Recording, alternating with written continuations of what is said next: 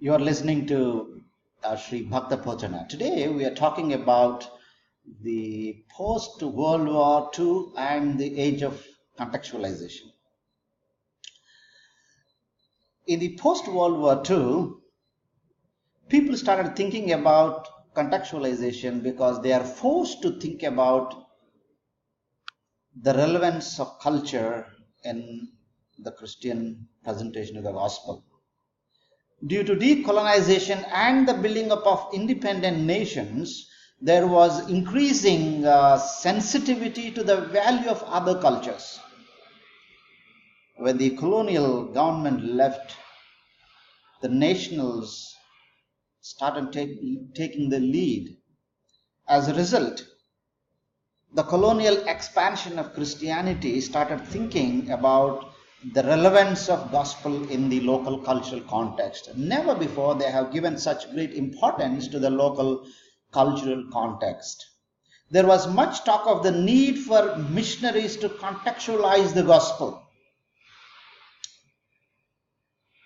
Apart from a few Christian workers, most of the missionaries from the West, they imposed their Western cultural context.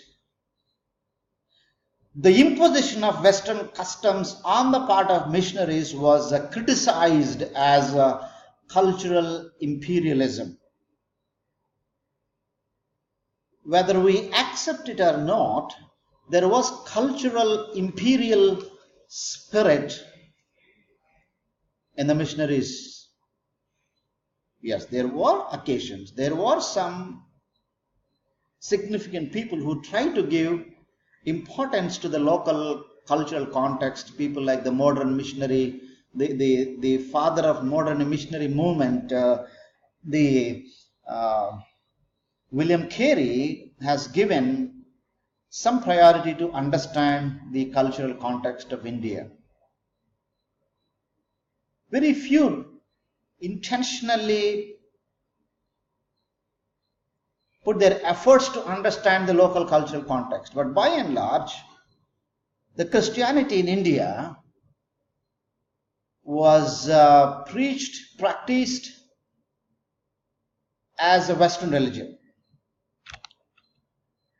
The World Council of Churches agreed that the gospel need to root itself in each culture. This is the biblical truth. Gospel needs to root itself in each culture, because each culture is distinctive and there is good and bad in it. Identification between Western culture and indigenous culture. People started thinking about the indigenous cultural values. Sensuality to cultures is crucial in this post-World War II. Gospel transforms culture, and yet it is also transformed by it in its expression. So the post-World War II gave a space for contextualization. Missionaries has been traditionally understood as a one-way activity of spreading Christianity from the West into other parts of the world. And a matter of fact, mission happened as West to the rest of the world. The mission praxis, mission theology, and mission strategy and the principles migrated from West to the rest of the world. Whatever the West designed, it was implemented in the Eastern countries. As a result, even now today, even in India, people think Christianity as a Western religion, not because of Christian faith, but because of the Western imperial spirit that spread very much in Indian church. Mission was carried out by an organization or department within the church that was responsible for this activity. Let's go forward. Several developments have caused this view to be challenged. the dramatic growth and vitality of the church in the non-Western parallel by the marginalization of the church in the West. People groups, not geographical territories, have become the means of evaluating missionary methods.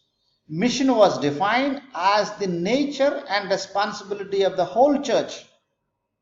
You see, the mission started defining in a new context, the context of post-Cold War. Mission was defined as the nature and responsibility of the whole church, whole gospel to the whole culture. In the 1980s, Leslie Newbigin, a wonderful man of God, contributed so much to the South Indian missions.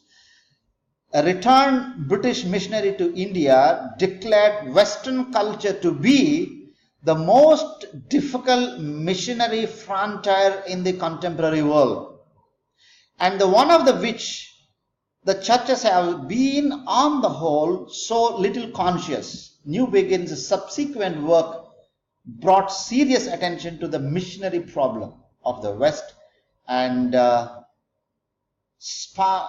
spawned a developing missionary of Western culture. A Western man talking about the Western influence in India. This movement is marked by several key features, especially the post-Cold War movement is marked by several key features.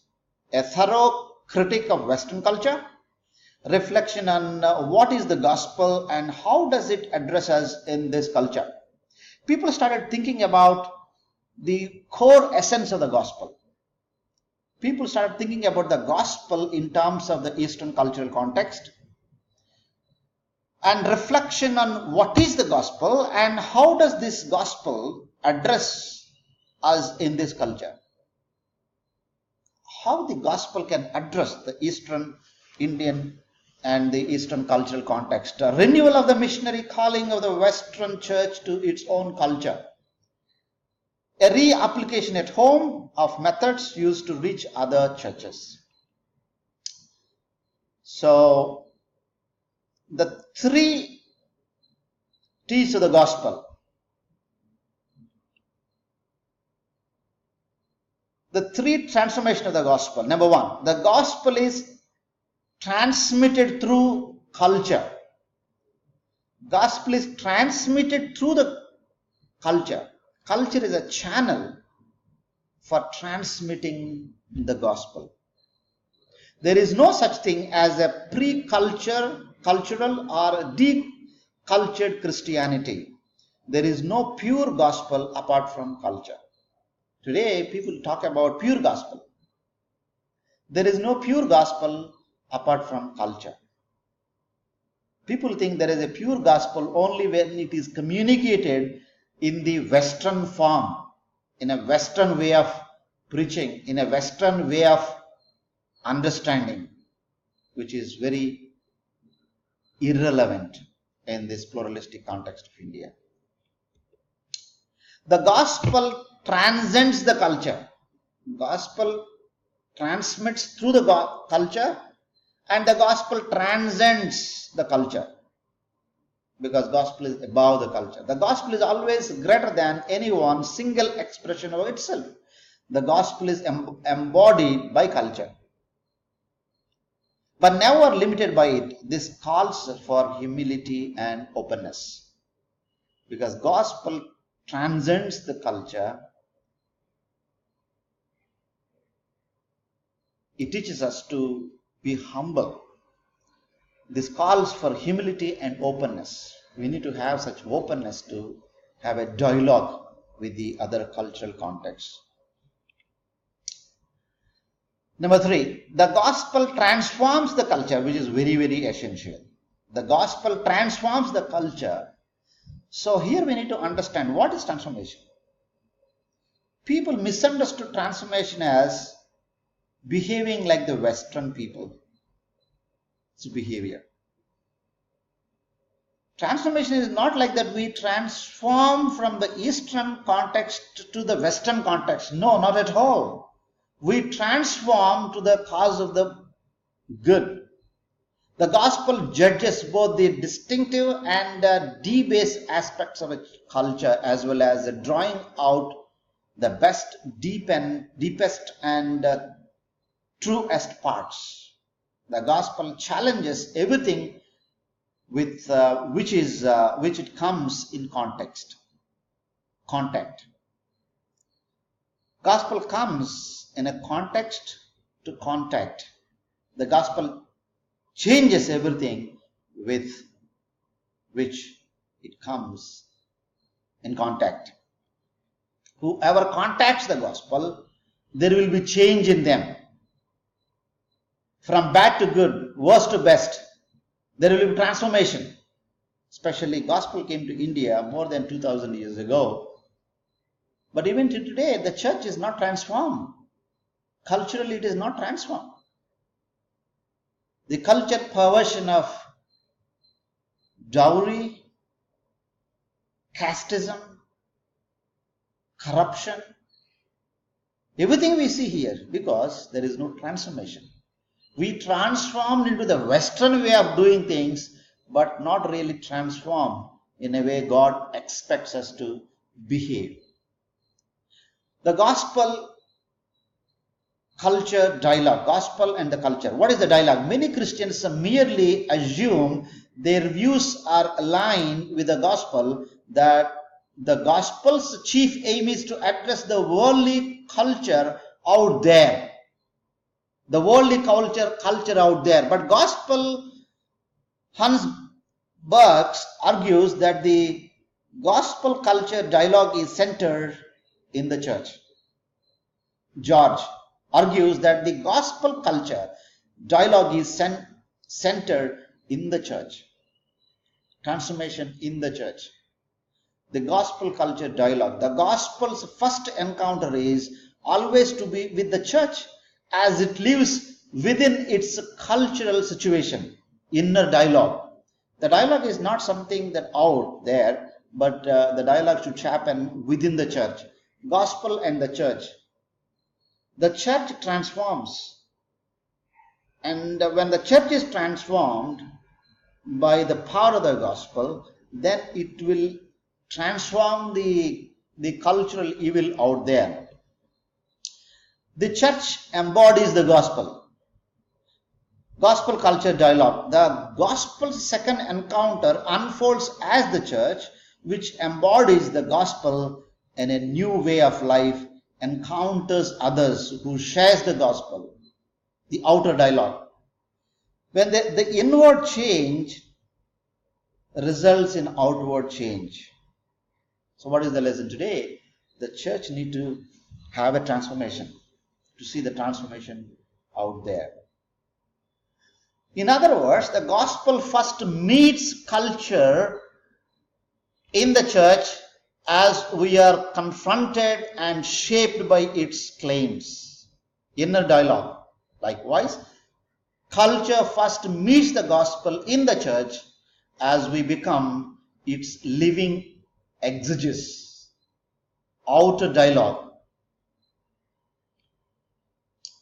Being a missionary church, then, is not first of all about a church's outward moving actions, going, sending, serving, but about its very character. The church should focus on its very character, how it is interacting with the people of other faiths, how it is behaving. This character develops not when a church or its representative leaves a geographic location. Rather, it happens when a church takes leave of cultural loyalty alien to the gospel, only as we are deeply different as Christian community can we move out to make a difference. Here the question is, can we move out to make a difference? Let's move out. Let's have a transformation within ourselves and expect the transformation out there. May God bless you. Keep watching. You are watching Bhakta Kochada. God bless you.